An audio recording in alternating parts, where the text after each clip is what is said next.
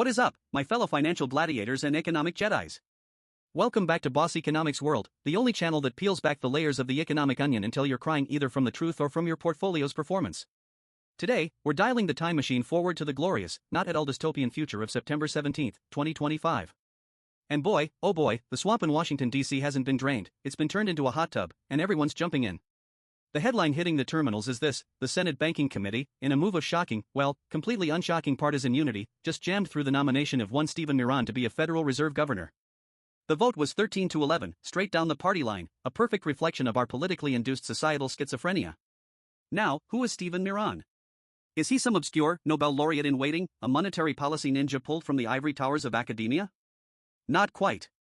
He's Donald Trump's top economic advisor, the chair of the White House Council of Economic Advisors. And he's being rushed onto the Fed board faster than a high-frequency trading algorithm sniffing out a market order. Why the hurry? Because the Federal Open Market Committee, the high council that decides the fate of your mortgage rates, is meeting this week. And they're expected to cut interest rates. The timing is so subtle, it's like performing brain surgery with a jackhammer. Let's dissect this gem of a situation. Miran isn't getting a full 14-year term, the kind of tenure designed to outlast the political whims of any single president.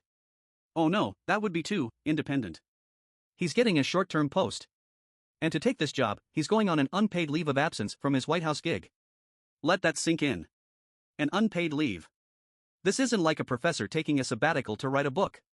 This is the economic equivalent of your boss telling you, go work for our biggest competitor for a few months. Don't take a salary from us. But, your old desk, with that nice corner view? We'll keep it warm for you. Just, make sure the competitor doesn't do too well. The Democrats, led by the ever-blunt Elizabeth Warren, are calling this arrangement ridiculous and servitude. And for once, the political hyperbole machine might actually be underselling the problem. Warren nailed it. He knows that every vote he takes will determine whether he gets to return to his prestigious, powerful, and presumably very well-paid White House job. This isn't a nomination, it's a leash. Miran won't be a Federal Reserve Governor. He'll be the president's governor at the Federal Reserve. It's a Trojan horse being wheeled right into the heart of the Eccles building, filled not with Greek soldiers, but with political IOUs. And this is all happening against the backdrop of Trump trying to fire an actual sitting governor, Lisa Cook, a move so brazen it's currently tied up in court. So, that's the point. A political operative is about to get a vote on monetary policy a day before a critical meeting. But as we do here at Boss Economics World, we don't just look at the point. We zoom out to see the whole, terrifying surface. For anyone who's ever cracked open a Macroeconomics 101 textbook, the first concept you learn after supply and demand is the sanctity of central bank independence. It's the bedrock of stable, modern economies. The idea is simple: the people who control the money printer should be insulated from the people who need to get re-elected. Why? Because politicians have the attention span of a goldfish on espresso. They think in 2-year and 4-year cycles. They want the economy booming right before an election, consequences be damned. They'll always scream for lower interest rates, more stimulus, more free money, the economic equivalent of giving a toddler candy for breakfast, lunch, and dinner. It feels great for a little while, until the inevitable crash, the cavities, and the hyperactive screaming fits. An independent central bank is supposed to be the adult in the room. The designated driver. Their job is to take away the punch bowl just as the party is getting good. Their job is to make unpopular decisions like raising interest rates to fight inflation for the long-term health of the economy, even if it causes short-term pain and costs some politician an election. This credibility is everything. When the market believes the central bank will do whatever it takes to control inflation, inflation expectations stay anchored. Businesses and consumers can plan for the future. It's the trust that the US dollar won't become the Argentine peso overnight. What we're witnessing in 2025 is the systematic dismantling of this principle. It's not a bug, it's a feature of this political strategy. We have a mountain of recent, horrifying evidence of what happens when this wall is breached. Exhibit A, Turkey. Look at what President Erdogan has done for the past decade. He has subscribed to the unorthodox, and frankly insane, economic theory that high interest rates cause inflation. He fired a series of central bank governors who dared to disagree and raise rates. The result? The Turkish lira has lost over 90% of its value against the dollar in the last 10 years. Inflation in Turkey didn't just rise, it went supernova, hitting peaks above 80% in 2022. This is what happens when the central bank becomes the president's personal ATM. Exhibit B, the United States, 1970s. We don't even need to look abroad. We can just look in our own rearview mirror. In the early 70s, President Nixon put immense pressure on then-Fed Chair Arthur Burns to keep monetary policy loose to ensure his 1972 re-election. Burns caved. The result, combined with the oil shocks, was the Great Inflation, a decade of economic misery, stagflation, and a loss of faith in American institutions that took the brutal, recession-inducing rate hikes of Paul Volcker in the early 80s to finally break. The Miran nomination is a speedrun of the Nixon-Burns playbook, but with even less subtlety. It's an explicit declaration that the Fed is no longer an independent institution of technocrats, but an extension of the West Wing's political agenda. So, the leash is on. But what is the dog being trained to do? That, my friends, brings us to the grand old tradition of the political business cycle. This isn't some conspiracy theory, it's a well-documented phenomenon.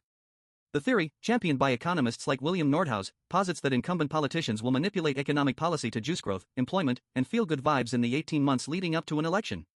Cut rates, increase government spending, hand out checks, whatever it takes to make the voters feel prosperous on their way to the ballot box. The subsequent inflation, debt, and necessary economic tightening? That's a problem for after the election. The scenario in our 2025 story is a textbook example. The FOMC is already expected to cut rates because of weakening job growth. Now, this might be a legitimate reason. But with a presidential loyalist being parachuted in at the last second, the entire motivation is tainted. Is the job market truly weak, or is it just not booming enough for an election cycle that will be kicking into high gear soon for 2028? A 0.25% rate cut might now become a 0.5% shock and awe cut. A single cut might become a promise of a series of cuts. The official justification will be the data, but the political calculus will be undeniable. Look at the data from the past.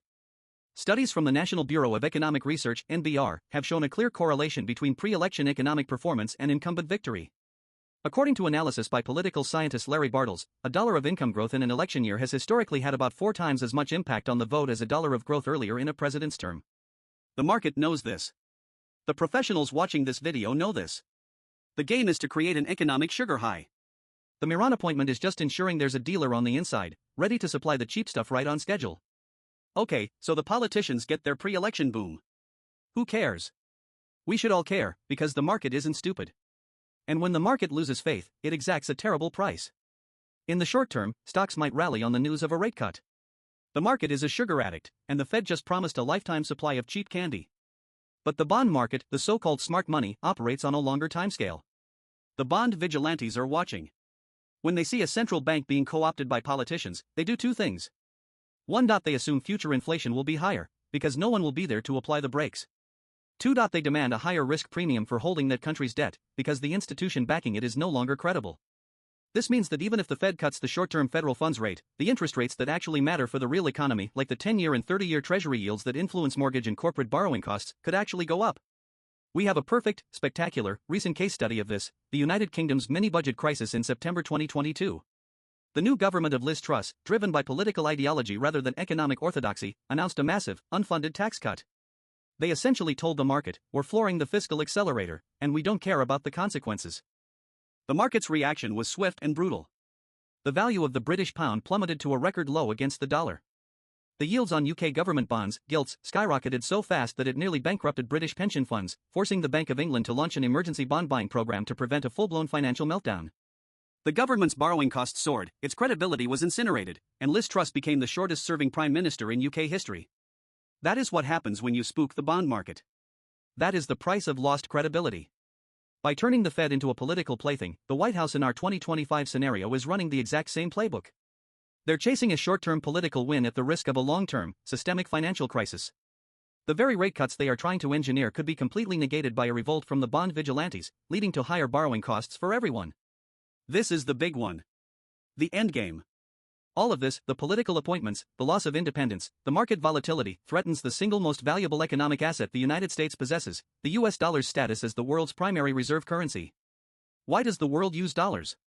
It's not just because our economy is big. It's because for 80 years, the United States has been seen as the bedrock of global financial stability. We had deep, liquid capital markets, the rule of law, and crucially, a predictable and independent central bank. Nations, corporations, and individuals hold their savings in dollars because they trust that the US will not arbitrarily devalue its currency for short-term political gain. That trust is the source of America's exorbitant privilege. It allows us to borrow cheaply and run massive trade deficits. It gives us immense geopolitical power through sanctions. It is the foundation of our global economic dominance. And we are putting a sledgehammer to it. Every time a story like the Miran nomination hits the wires, central bankers in Beijing, Riyadh, and Brasilia take note. The slow-moving but undeniable trend of de-dollarization gets another shot of adrenaline. For years, it's been a fringe topic, but it's gaining mainstream traction. The BRICS nations, Brazil, Russia, India, China, South Africa, and now an expanded cohort, are actively exploring ways to trade in their own currencies. Central banks around the world have been steadily increasing their gold reserves, a classic hedge against fiat currency debasement. Let's look at the numbers. At the turn of the century, the US dollar accounted for over 71% of global foreign exchange reserves, according to IMF data. As of early 2024, that number had fallen to around 58%. The trend is slow, but it is clear and moving in one direction. Incidents like the weaponization of the dollar against Russia in 2022, and now the overt politicization of the Fed in this 2025 scenario, are powerful accelerants. We are giving our geopolitical and economic rivals the perfect marketing campaign. Don't trust your savings to the dollar, they can say. Their central bank is now just another branch of their political circus. Its value is subject to the whims of their election cycle. This isn't about one man getting a temporary job. This is about the potential unraveling of the post-World War II global financial order, an order built on the bedrock of trust in U.S. institutions. We are trading a century of credibility for a few positive headlines before an election. It is the most catastrophically stupid economic bargain in modern history. So as you watch the confirmation hearings and see the markets flicker, remember what's really at stake. It's not just about whether we get a quarter-point rate cut this week. It's about whether the world's most important financial institution can survive being turned into a political puppet. Because if the Fed's independence dies, the credibility of the US dollar will be right behind it in the funeral procession. Keep your heads on a swivel. Watch the data, not just the drama. And understand the difference between a short-term market pop and long-term systemic rot. Stay cynical, stay solvent. This is Boss Economics World. Peace out.